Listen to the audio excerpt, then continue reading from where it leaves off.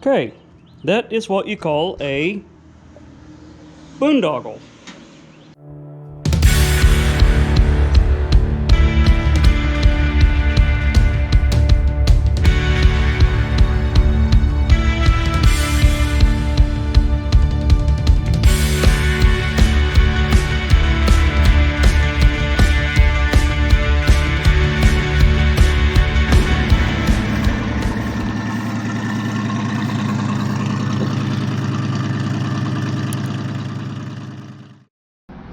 No, I'm not putting the steps there.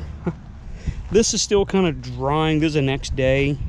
Yeah, I'm in shorts because it's 80 degrees in February because we're in the South and we do that. You know, next week could be 14 degrees again.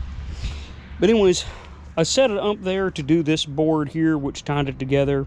So now I'm about to do this board. I'm pre-drilling my holes and then putting the screws in so it doesn't wobble and do weird stuff. So this is getting me set up pretty good. I can do these two steps. Now you see I got a gap here. What I'm going to do, I got a 2x4 over there, old 2x4.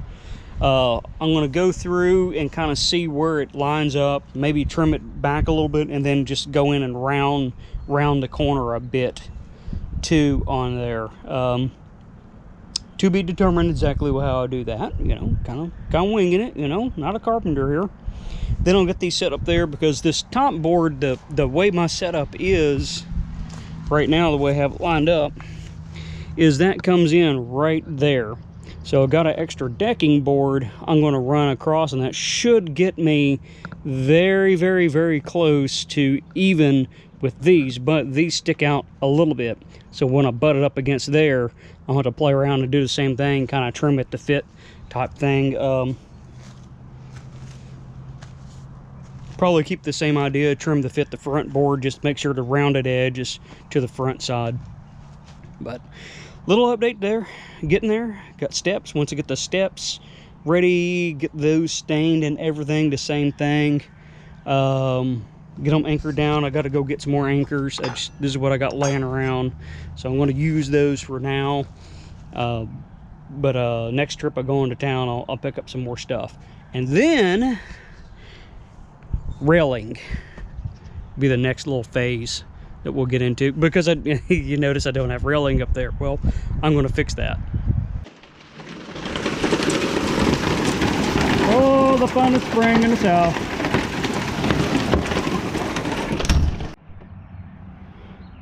Okay, steps.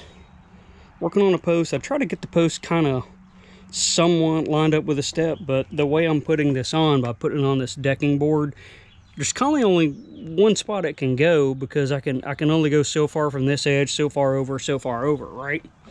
I mean, I can run it this way, but kind of want it close to the edge.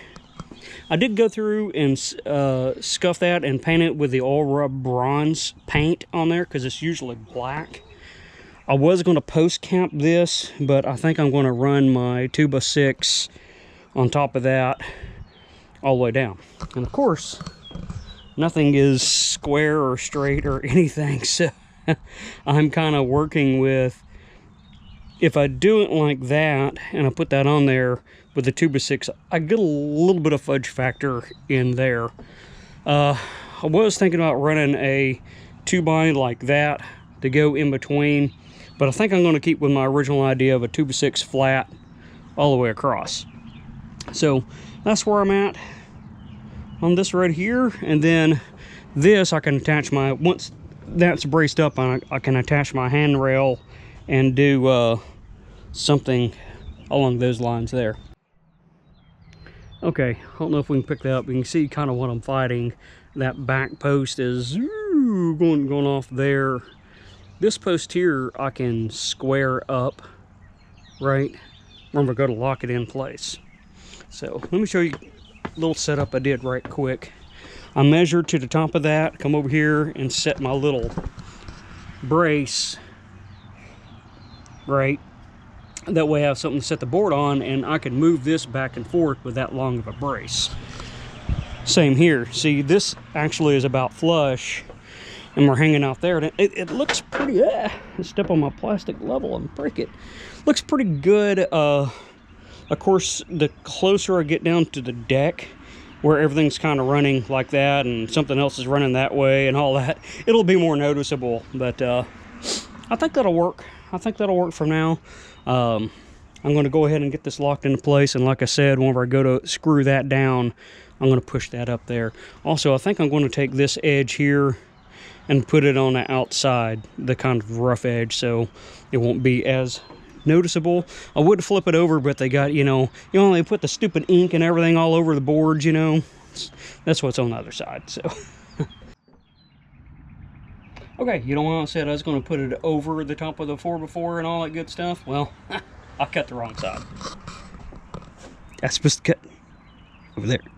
But I can get my cap on now. So,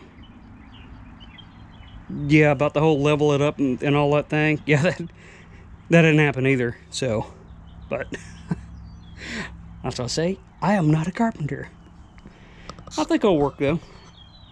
Like I said, I'll come in and I'll put a bottom board in there, and still trying to figure out what I'm going to put in between. I wanted to do rebar down in between. However, they really need to beat a code. They need 4-inch spacing, which means by the time I do this, do that, all that, it's 93 of them. And if I didn't use rebar, if I use like the little boards that do that, I'm going to need 93 of them. Gotta sneeze as soon as I hit the button. Okay, now that that's out of the way. Okay, that's up there. I decided to go ahead and set the board like that, because whatever I put up, it's probably going to be some sort of rolled wire. I'm still looking for exactly what I want to use. I come down here and added a little bit of extra support for the motorcycle driving by for this way right here. So that'll make sure that that's not just, you know, dangling out in the wind. Let's come down here and take a peek. So that's what we look like. I was going to trim these boards down flush, but honestly, I'm tired of jacking with this. I want to get back to doing car stuff. So the post here, these are a little short for a handrail, so I'll need to extend those up. I think I'm going to put it to that height because that's like 35 inches, and with a board on top, make sure it gets on top, that'll make it a 36-inch rail up there. Take 2 on this one because I butchered the last one.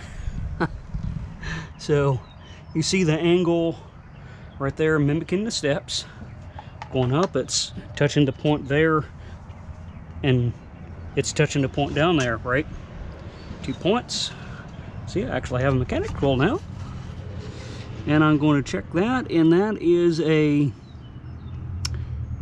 not quite a 35, looks like a 33-degree angle. So what that means is, whoop, going from there to there is 90, right? So this part needs to be 33 degrees. So whenever it comes out of that hole there, it needs to immediately bend to a 33 degree slope. And then the remaining 90 needs to go down there, which would be a 57 degree. So 30 and 60, whatever. Okay, I'm cutting a hole in a 4x4 as a test. I need an 1.5 inch hole. I don't have an 1.5 inch paddle bit. I'm actually surprised I even have paddle bits. But I got a hole saw that's 1.5 inches. But if you ever used a metal hole saw on wood, you know what I've been going through. So what I did, I hole sawed down a little bit and then took the paddle bit I did have, which is what, an inch and 1/8. And I was able to get my screwdriver and kind of chisel out the pieces. So now that I've done that, I can go test fit this. Now, why am I doing that? I'm going to show you what I'm going to use for rails. Well, I'm going to show you what, well, I'm going to use it for a rail whether it works or not, because I'm kind of committed at this point. Yeah, conduit. Right? Now I'll sink it in there further than that, as just a test. So I'm going to take this conduit and hopefully heat gun it and bend it to shape so that I can get the rail the angle that I want it to be. I kind of want a rail that comes down at whatever the angle the steps are. I think it's like 20 degrees or whatever it is. And I can jig that up on my table over here, heat gun it, and that should work and should be pretty stable. If not, I'll fix it somehow. Modify the modified modifier. I mean, not like I ain't doing that on this thing here. Look at all the... I mean, it should be just as simple as bending a fuel line, right? Okay, slightly different plan. I'm going with a 2x. That way I can sink that all the way in. Now this plan's still the same. I'm going to take the lag bolt and put it all the way through. What this will do, it'll allow me to actually get the set the height of this, and then I'll trim this off, but I'll screw this down real good into the 4x4. Then I'm not cutting a hole in my 4x4 because if this don't work, yeah. Whew. Anyways, yep, there's the core on it, and it's much easier to cut through that too than trying to cut through a 4x4 with a metal hole saw. It's just in case you ever thought about trying that. I have a jig set up here. I haven't tried it out yet, and I'm touching my screen so I can see what I'm seeing, and it wasn't working. So I have one here and one here so that I can grab this, and I use the larger pipe there. That's like a 2.5 inch pipe, if I remember right. I'm going to heat this up, so that's going to give me roughly a 2.5 inch radius, and this is an 1.5 inch pipe. So that'll be a nice smooth radius on there. I'm going to continue bending this until I'm at about 60 degrees. The other thing is, from the end here to the top of the bend needs to be about 36 inches because that's what railings are supposed to be, right? What I'll probably do is measure it out where I think that's going to be, because I know my bend radius. When we come in here, like if I mark this, I know where the bend will start. Now, the material is going to stretch a little bit whenever it's bending, because the material here has to stretch. This one actually has to contract, right? Because it's bending.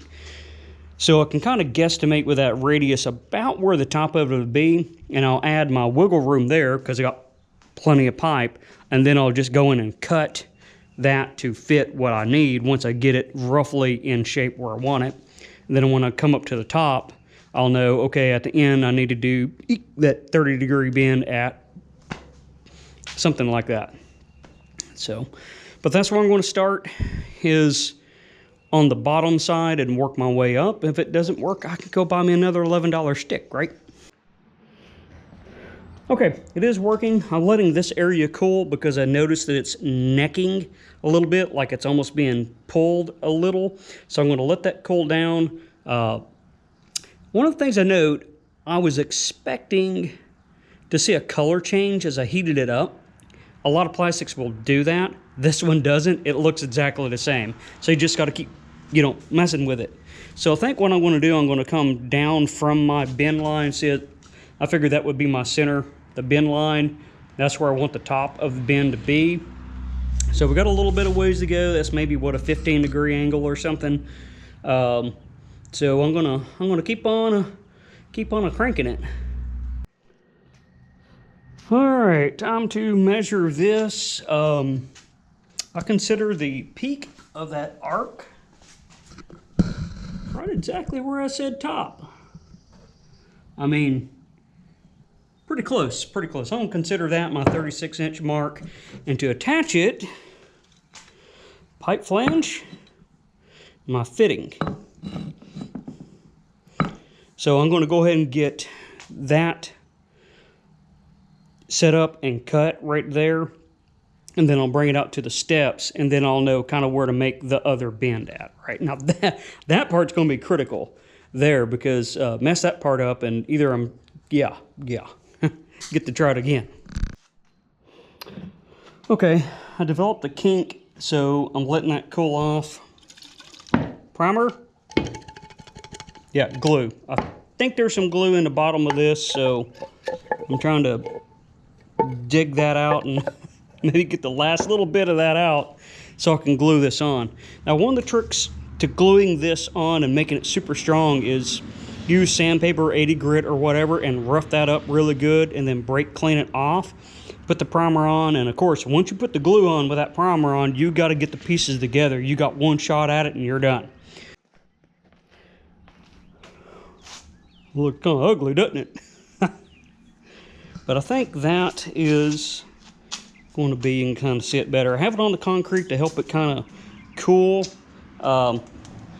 You know, materials, I didn't bring this to melting. I heated it up until it lost enough strength to where I could bend it. I don't know if this would permanently deflect or just break.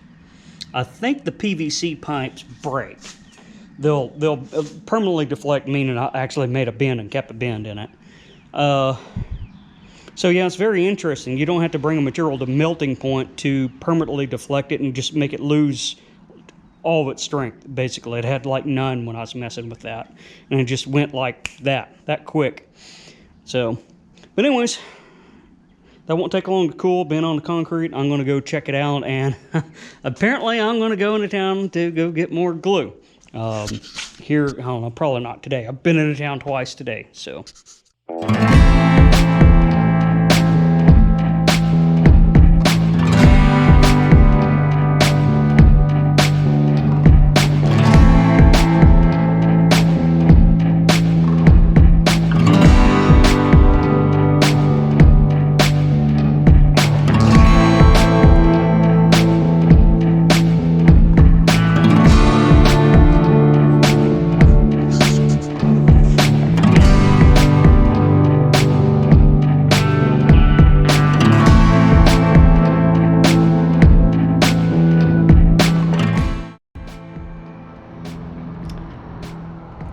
As done as I'm going to get it.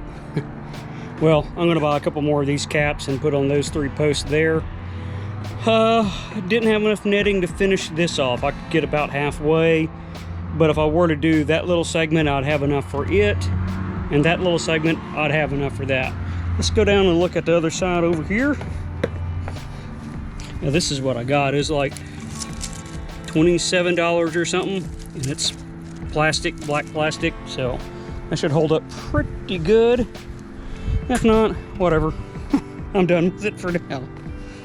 So I went to do my staples in there, or brad nails, or whatever you call them, and it cut right through. So that's why I had to do the furring strips. I had those laying around out in the lumber pile, and just put it up there. So that's what we got. All done. I ain't done any more to it for now other than those post caps, and that is it.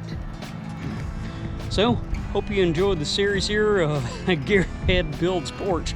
I'm getting back to the garage where I belong. Appreciate you watching, and I'll see you next time on Broken Tool Garage.